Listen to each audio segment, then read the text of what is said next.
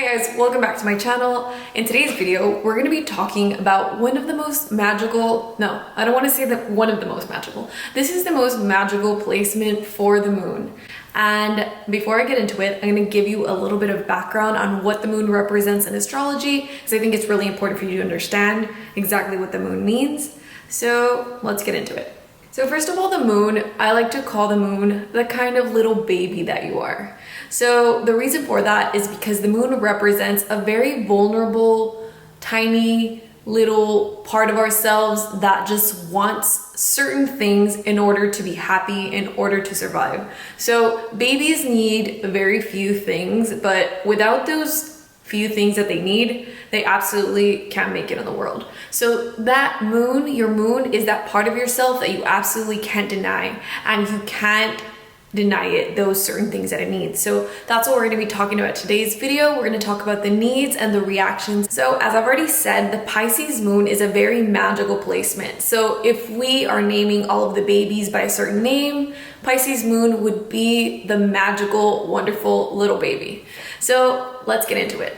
So Pisces sign is ruled by Neptune and Jupiter. So that makes it a very optimistic, very loving, and all-loving sign altogether. And when it's placed in the moon, it makes the person a very loving person, a very accepting, open person who just wants to love and understands others on a very deep intuitive level. So Pisces moon people, they don't judge anyone. They just want to love and accept everyone because they see themselves reflected in everyone. Whenever they see somebody suffering, they could feel that person suffering. Whenever they see somebody going through a hard time, anything that is making somebody else suffer, a Pisces moon is going to connect to. So let's talk about the reactions. The reactions of a Pisces moon, they're not going to be very dramatic, but they are going to feel very intensely because Pisces moon is very, very sensitive. They're sensitive to harshness in any sort of way. So not only are they sensitive to harshness against them, but they're also sensitive to harshness against other people. So they don't like any type of ugliness going on between others or themselves, obviously. And this is because the planet Neptune is a very it's a very light planet. Think of it as making things that touch Neptune kind of like cotton candy or like gauze or something very, very fragile and thin and see-through. So if that is the person's emotions and that is the person's moon, that means that when they connect with others, they're connecting with others from a very sensitive and kind of raw place of themselves. So they can't really protect themselves from the feelings of other people, so they end up absorbing the way that other people feel. So that's why their reactions are so sensitive, because their moon, remember that the moon is also kind of like your antenna, and it is able to pick up the different emotions and different energies that are around you. And when you're a Pisces moon, you're very attuned to very certain frequencies. And the frequencies that you're attuned to the very high frequencies of like idealism and dreams and fantasy and wanting everything to be amazing and perfect and dreamlike. You are attuned to those things. So like movies and music can really inspire you. You're attuned to that. But at the same time, you're also attuned to very low frequency things of like suffering and harshness and difficulty of the world. You're attuned to those two frequencies. So it goes very high and it goes very low. So that's why it is difficult for a Pisces moon to keep their moods more like stable. Unless they have a very balancing earth element or fire element, something that balances that moon out. It's really good for them to have a balancing element to their chart. Okay, so that's how their reactions are going to be. They're going to be very sensitive, but they're not going to be very quick in their reactions because it does take them a while to understand how they feel, because Neptune, whatever it touches, it confuses, it confounds. It's not very direct. It's a very indirect planet. So that means that your emotions are not very clear to even you yourself. You're not really sure how you feel. So it will take you a while to process things, okay?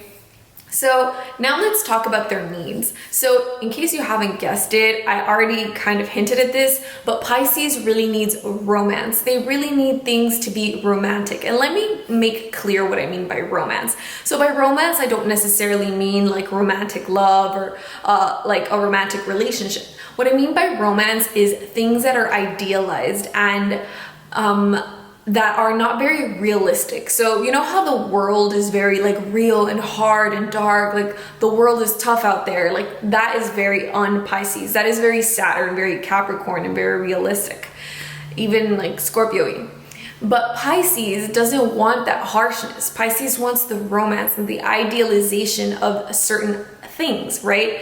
So Pisces needs to believe in dreams, needs to believe that there is something higher to achieve in the world, that people can achieve amazing things, and they need to believe that people are good, that people have good intentions, that the world is good. They really need to believe that the world is good. Otherwise, Pisces Moon people can get very depressed and just like stop functioning essentially. If they stop believing the dream, like the positive dream that exists, then they could really fall to depression or just get really unmotivated. So that's really important to them. Romance and idealization altogether. Another thing that a Pisces moon needs is a lot of time to themselves. And the reason for this is because, well, maybe not a lot of time to themselves, but they definitely need time to themselves. And this is because Pisces moon, as I've already said, their feelings are very in tune and in touch with the feelings of others. So they're pretty much like a sponge absorbing the way that everybody in the world is feeling, especially people around them. When it's in the moon, it's like the people around you, but pretend that like you turn on the news or you watch a sad movie, you're absorbing all of those feelings. You can't really filter out what's yours and what belongs to somebody else. So in order to recuperate from all those like highs and lows that you experience, you need time to process and be alone and really get back in tune with what's yours.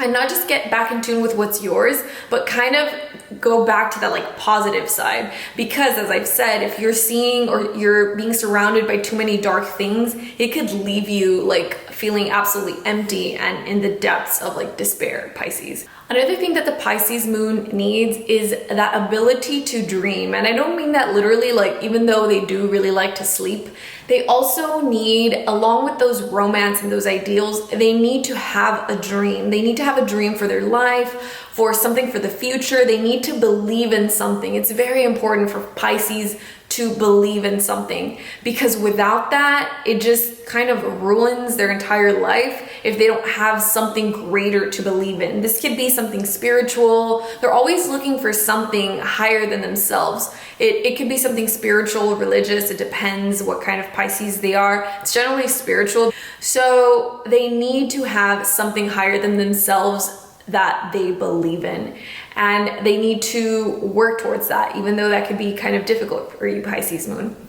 Another thing that they need that I've already said is this isn't like as part of their nature, but it helps them to balance themselves out. As I've already said, they can have a tendency to just, their feelings are very flexible because they are mutable water. Mutable means that it is apt to change very easily. And water in itself is very shape-shifty. You know, it could be fog, it could be like ice, it could be water.